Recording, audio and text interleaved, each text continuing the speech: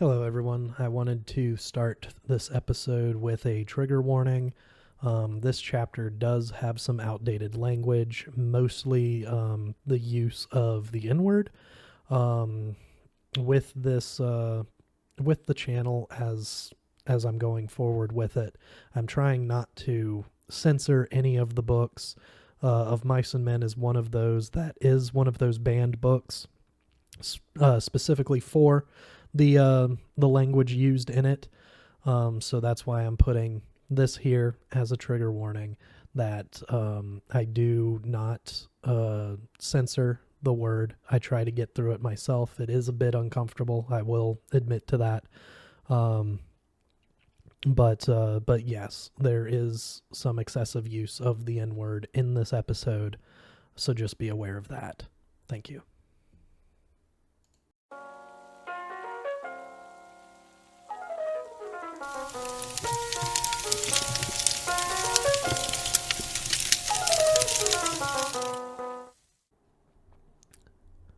Welcome back, everyone. Today we will be reading Chapter 5, so let's get into it.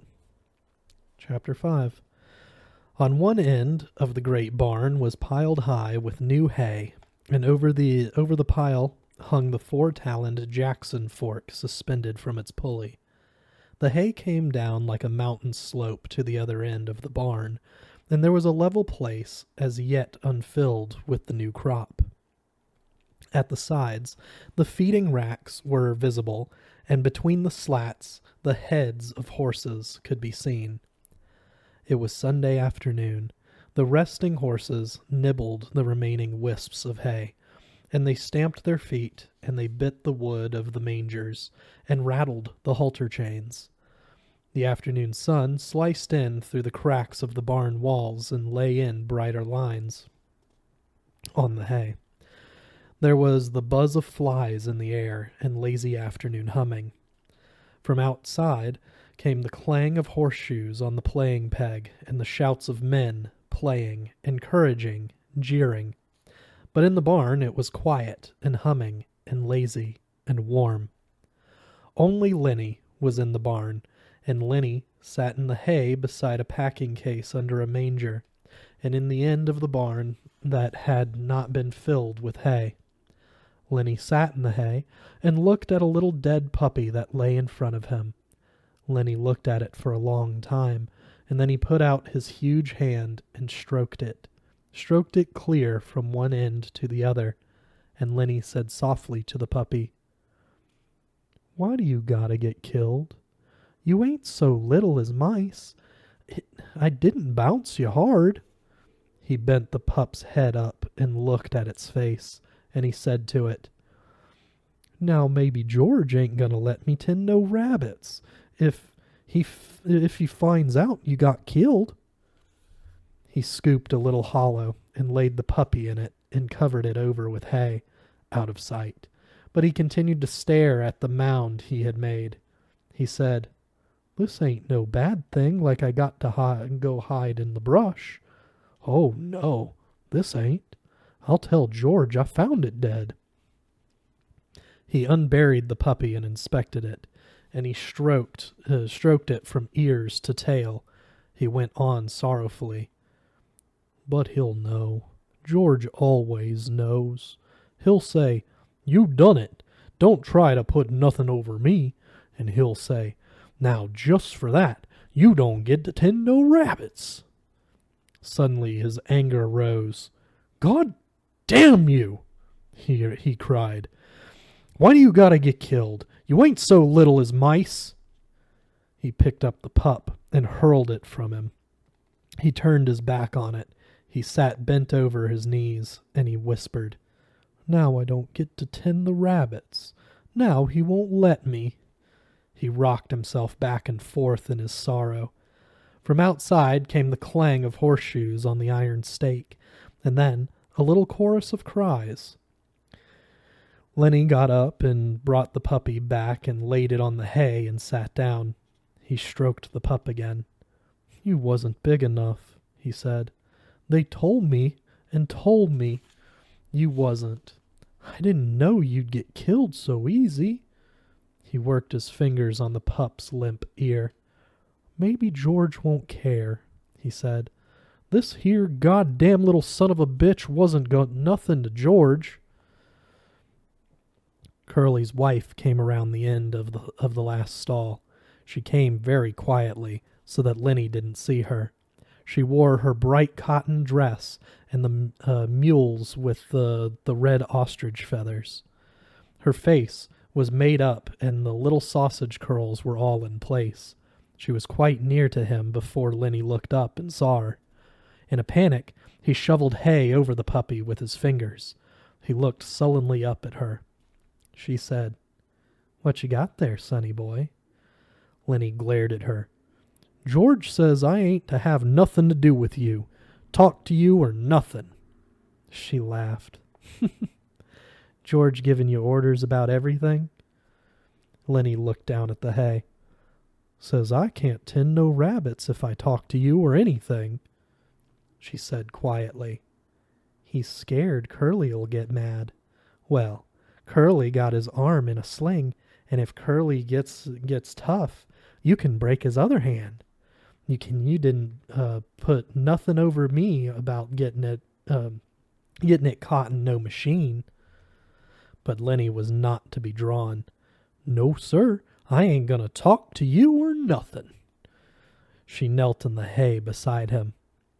"Listen," she said, "all the guys got a horseshoe tenement going on. It's only about 4 o'clock. None of them guys is going to leave that tenement. Why can't I talk to you? I never get to talk to nobody. I get awfully lonely." Lenny said, "Well, I ain't supposed to talk to you or nothing." "I get lonely," she said. "You can talk to people, but I can't talk to nobody but Curly, else he gets mad. How'd you like not to talk to anybody?" Lenny said, "Well, I ain't supposed to. George is scared I'll get in trouble." She changed the subject. "What you got covered up there?" Then all of Lenny's woe came back on him. "Just my pup," he said sadly. "Just my little pup." And he swept the hay from on top of it. "Why is he dead?" she cried. "He was so little," said Lenny. "I was just playing with him, and he made like he's gonna bite me, and I made like I was gonna smack him, and I done it, and then he was dead." She consoled him. "Don't you worry none. He was just a mutt. You can get another one easy. The whole country's full of mutts." "It ain't that so much," Lenny explained miserably. "George ain't gonna let me tend no rabbits now." "Why don't he?" "Well, he said if I'd done any more bad things, he ain't gonna let me tend the rabbits." She moved closer to him and she spoke soothingly. "Don't you worry about talking to me. Listen to the guys yell out there. They got $4 bet in that tenement. None of 'em ain't gonna leave till it's over." "If George sees me talking to you, he'll give me hell," Lenny said cautiously. "He told me so." Her face grew angry. "What's the matter with me?" she cried. "Ain't I got a right to talk to nobody? What do they think I am anyways? You're a nice guy. I don't know why I can't talk to you. I ain't doing no harm to you." "Well, George says you'll get us in a mess." "Aw, nuts," she says. "What kind of harm am I doing to you? Seems like they ain't none of them cares how I gotta live. I tell you, I ain't used to living like this. I could have made myself something of myself," she said darkly. "Maybe I will yet." And then her words tumbled out in a passion of communication, as though she hurried before her listener could be taken away. "I lived right in Salinas," she said. "Come there when I was a kid. Well, a show come through, and I met one of the actors. He says I could go with that show, but my old lady wouldn't let me. She says maybe She says, because I was only 15, but the guy says I coulda. If I'd went, I wouldn't be living like this, you bet. Lenny stroked the pup back and forth. We're going to have a little place. And rabbits, he explained. She went on with her story quickly before she could be interrupted.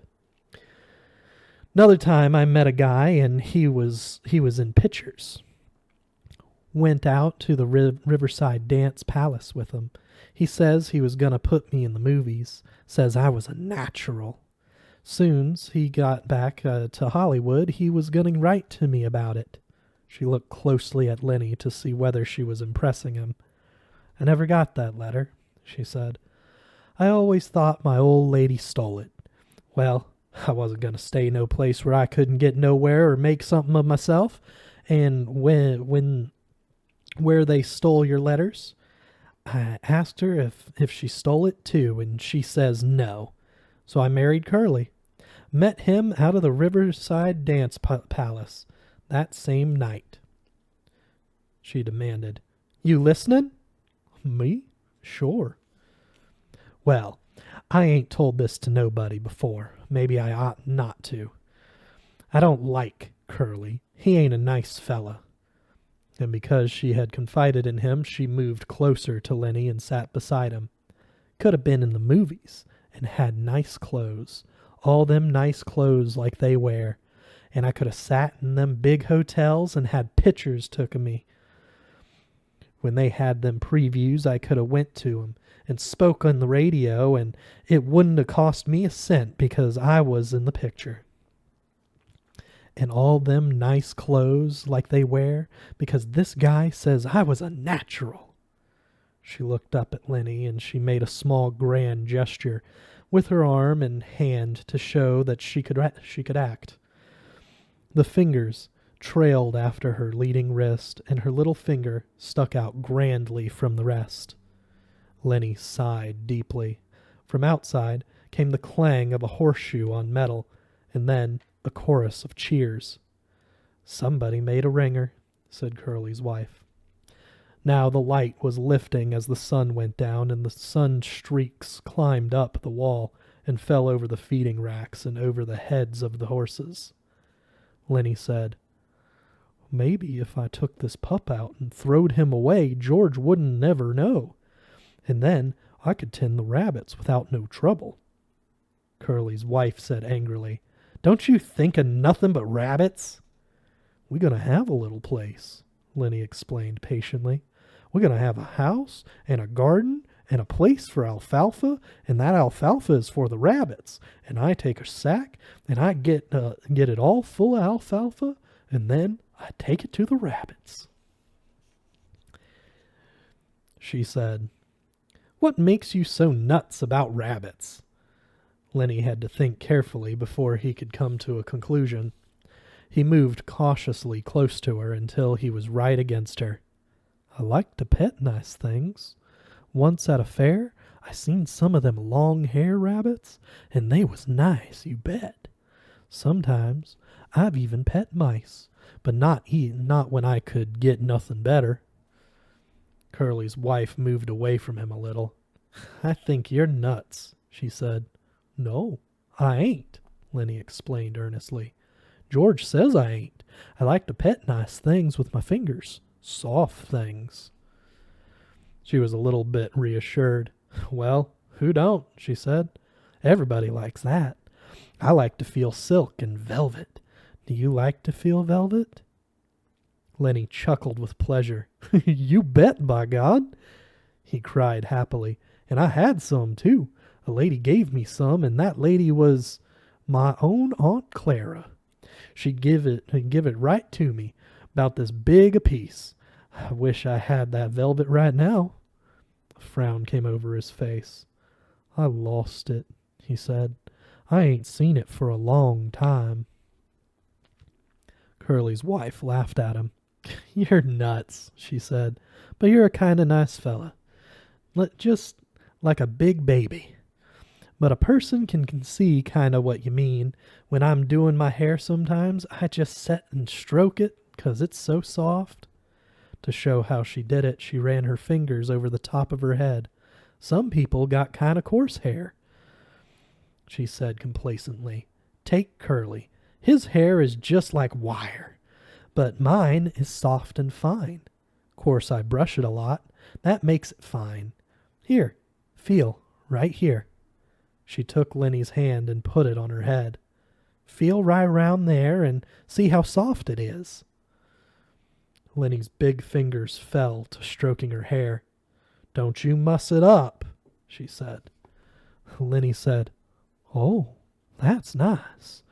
And he stroked harder. Oh, that's nice. Look out now, you'll muss it. And then she cried angrily, You stop now, you'll mess it all up. She jerked her head sideways, and Lenny's fingers closed on her hair and hung on. Let go, she cried. You let go.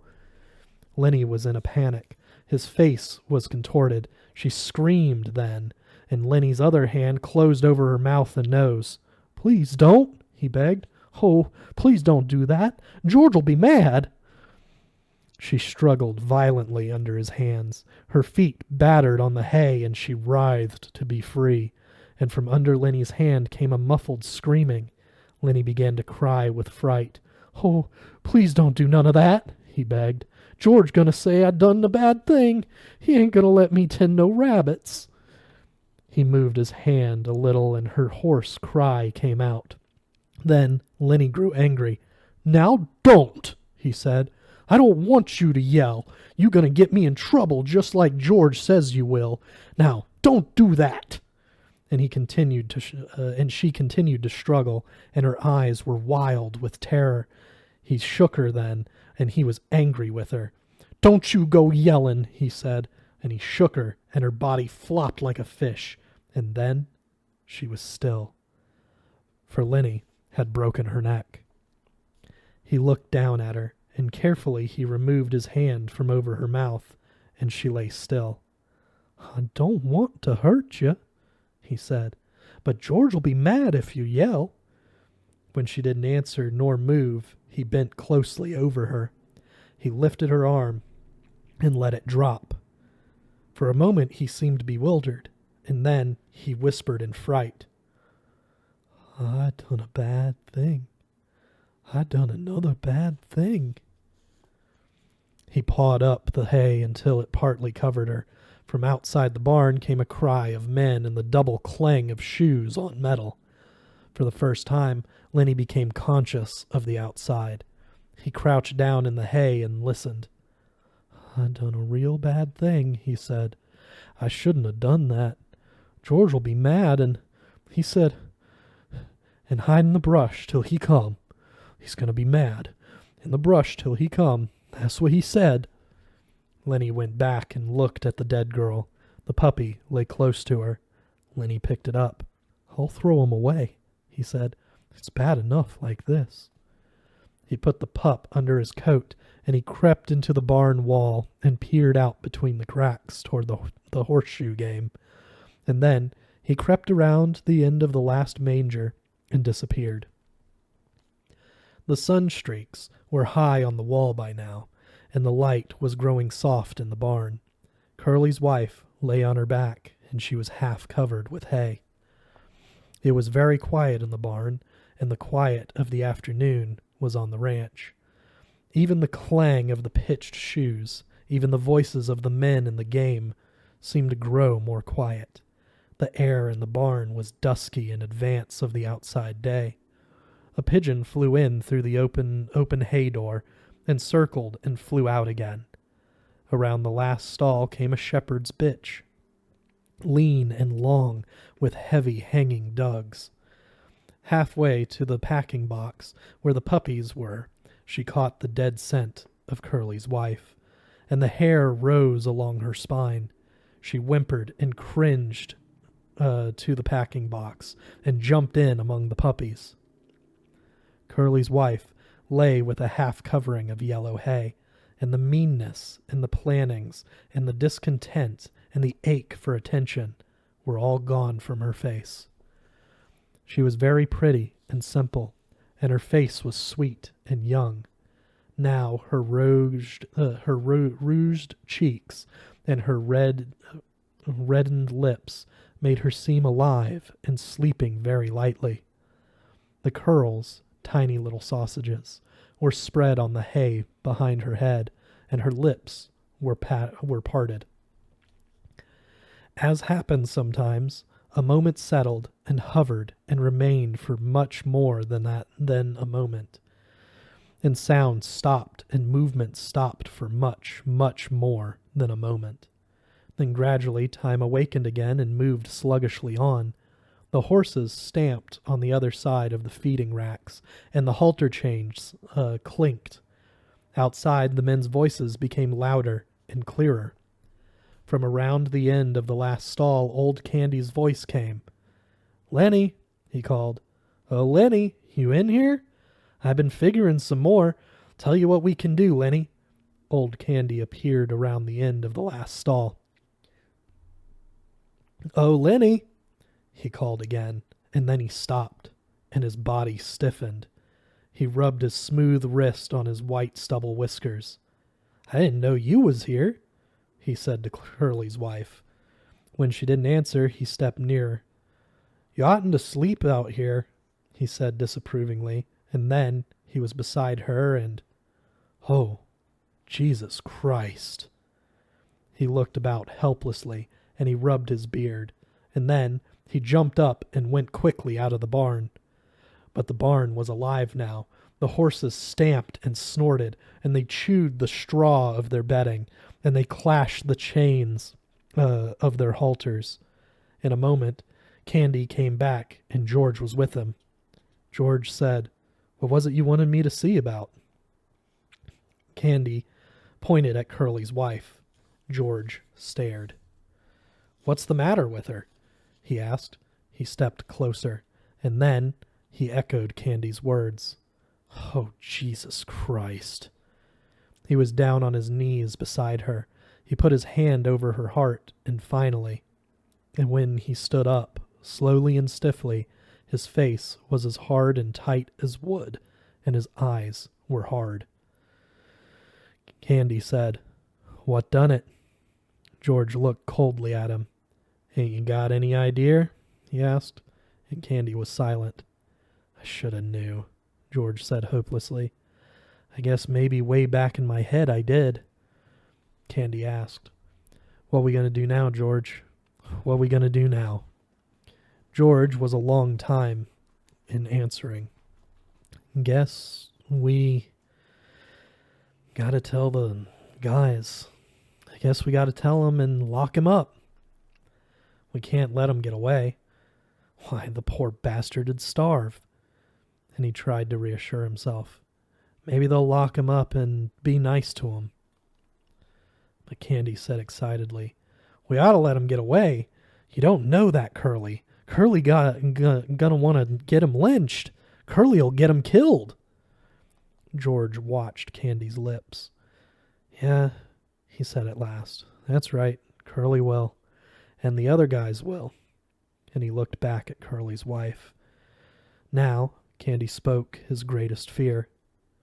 "You and me can get that little place, can't we, George? You and me can go there and live nice, can't we, George? Can't we?" Before George answered, Candy dropped his head and looked down at the hay. He knew. George said softly, "I think I knowed from the very first. I think I knowed we'd never do her. He used to like to hear about it so much. I got to thinking maybe we would." "Then it's all off?" Candy asked sulkily. George didn't answer his question. George said, "I'll work my month, and I'll take my $50, and I'll stay all night in some lousy cat house. Or I'll set in some pool room until everybody goes home, and then I'll come back and work another month, and I'll have $50 more." Candy said, "He's such a nice fella. I didn't think he'd do nothing like this." George still stared at Curly's wife. "Lenny never done it in meanness," he said. All the time he done bad things, but he never done one of 'em mean. He straightened up and looked back at Candy. Now listen, we gotta tell the guys. They gotta bring him in, I guess. They ain't no way out. Maybe they won't hurt him, he said sharply. I ain't gonna let 'em hurt Lenny. Now you listen.